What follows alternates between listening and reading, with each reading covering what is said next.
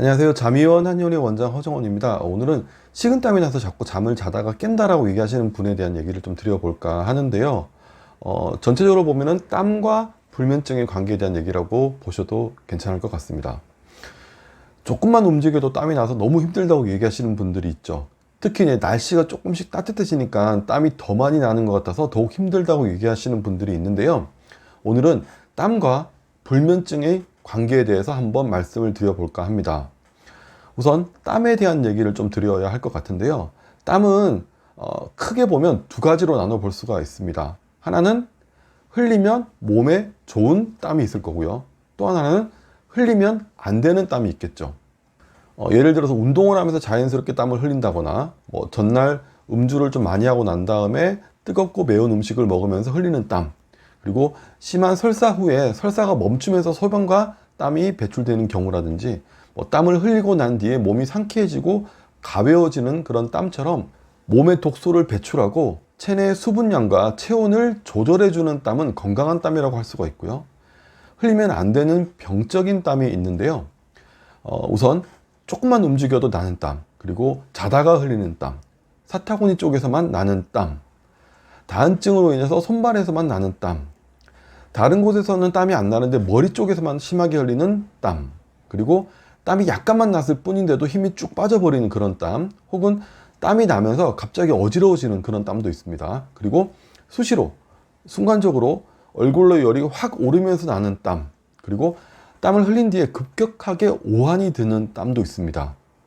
그리고 흰색의 속옷을 노랗게 물들이는 땀도 있거든요. 또 이 심하게 좀 끈적끈적거리는 그런 땀도 있고요. 건강한 땀이라 하더라도 너무 많이 흘리면서 지치게 만드는 땀, 이런 종류의 땀은 몸의 상태가 정상적이지 못할 때 나타나는 땀들이라고 할 수가 있습니다. 그리고 각각의 상황에 따라서 대처하는 방법이라든지 치료하는 방법, 그리고 어떤 방법으로 치료해야 할지가 조금씩 차이가 나는데요. 이 중에서도 수면과 관련된 땀에 대한 얘기를 조금 더 깊이 있게 말씀을 드려볼까 합니다. 우선 잠이 드는 걸 방해하는 땀이 있습니다. 잠들려고 자리에 딱 누웠는데 갑자기 얼굴로 열이 확 상승하면서 나도 모르게 더워지고, 그러면서 얼굴이나 상체 쪽으로 땀이 쭉 흐르는 경우가 있습니다. 이렇게 잠을 청하려고 할 때 흘리게 되는 땀은 불쾌감이라든지 열감, 혹은 땀을 흘리고 난 다음에 느껴지는 그런 추위 때문에 잠이 드는 걸 어렵게 만들 수가 있습니다. 그리고 아무래도 이렇게 갑작스러운 체온 변화는 잠이 드는 걸 방해할 수가 있다는 거죠. 간혹 배가 고프면 잠을 잘 이루지 못하는 분들 중에서도요, 취침 전에 순간적으로 열이 확 오르면서 식은땀이 나고 허기짐이 급격하게 찾아오면서 잠을 이루지 못하는 경우도 있습니다. 그리고 잠을 깨게 만드는 땀이 있습니다. 잠을 자다가 깼는데 베개가 다 젖어 있다거나, 아니면 자다가 추워서 깼더니 온몸이 땀으로 다 젖어 있더라. 반대로 잠을 자다가 더워서 깼더니 열이 나고 땀을 흘리면서도 열이 잘 식지 않는다, 이런 땀도 있겠죠. 그리고 갈증이 나고 뭔가 찝찝한 느낌이 들어서 깨어보니까 사타구니라든지 사타구니 밑으로 하체 쪽으로 땀이 끈적거리면서 흘러 있는 경우도 종종 있습니다.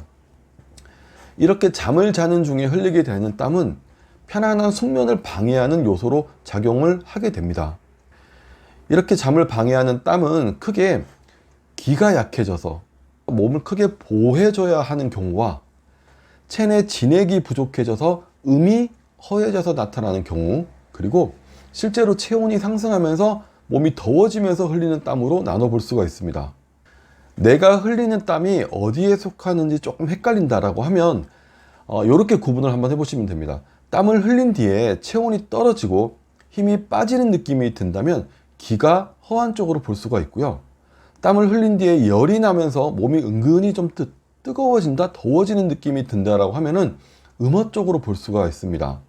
그리고 평소에도 열이 많은 편인데 과음이라든지 과식, 맵거나 짠 음식을 자주 드시면서 자꾸 더위를 많이 느끼는 분이라면 체온이 상승하면서 몸이 실제로 더워지면서 흘리는 땀으로 볼 수가 있습니다. 체질에 따라서 기허로 인한 땀을 흘리는 분들과 음어로 인해 땀을 흘리는 분들의 경향성이 조금 나눠지기도 하지만 체질에 관계없이 지금 현재 몸 상태에 따라서 원인은 구분을 해주는 것이 중요합니다. 우선 기허로 인한 땀이라면 환기라든지 인삼과 같은 기운을 보호하는 약재가 들어간 삼계탕이라든지 이런 보양식을 좀 자주 챙겨 드시고, 그리고 하루 3끼 식사를 가급적이면 따뜻한 백미, 그러니까 현미보다는 흰쌀로 잘 챙겨 드시면서요, 최대한 몸을 피곤하지 않게 해주시는 것이 좋습니다. 이럴 때는 운동도 가급적이면 피하는 게 좋습니다. 만약에 음허로 인한 땀이라면요, 우리가 먹는 고기 중에서도요, 그 근육 부분, 육고기 부분 말고 껍질이라든지 내장, 선지, 요렇게 좀 잘 안 먹는 부위들이긴 한데, 요런 부위를 좀 챙겨 드신다거나, 평소에 빈혈이 있는 분이라면 철분제를 좀 챙겨 드시는 것도 괜찮습니다. 그리고 수분기가 많은 뿌리 채소를 좀 챙겨 드시는 것도 도움이 될 수 있고요. 만약에 실제로 체온이 상승하면서 흘리는 땀이라고 한다면 우선은 서늘하고 수분기가 많은 과일이라든지 야채를 많이 챙겨 드셔야 하고요.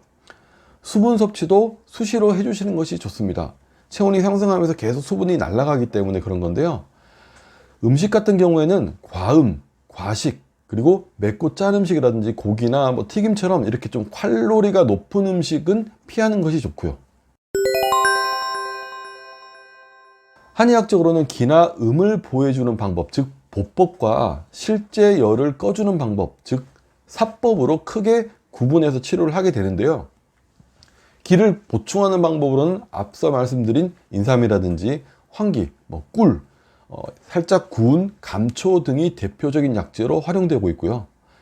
음을 보충하는 방법으로는 숙지황이라든지 맹문동, 천하본, 오미자, 현삼 등 이런 약재들이 대표적인 약재로 활용되고 있습니다.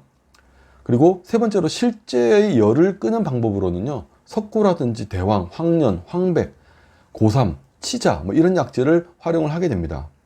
개개인의 소화 능력이나 열의 정도, 그리고 땀을 흘리는 시간대라든지 그 정도에 따라서 적절히 조합하는 처방을 만들어서 활용하기도 하는데요. 이렇게 땀이 질 좋은 수면을 방해하는 분이라고 한다면 내가 단순히 몸이 좀 허해졌구나, 이렇게 그냥 단순하게 생각하기 쉽지만요, 사실 알고 보면 그 원인도 한의학적으로는 매우 다양하게 바라보고 접근할 수 있고, 또 그렇게 치료해 나가면 땀도 잡아내고 수면도 편안해질 수 있다는 말씀 마지막으로 좀 전해드리면서 오늘 영상은 여기까지 하도록 하겠습니다. 감사합니다.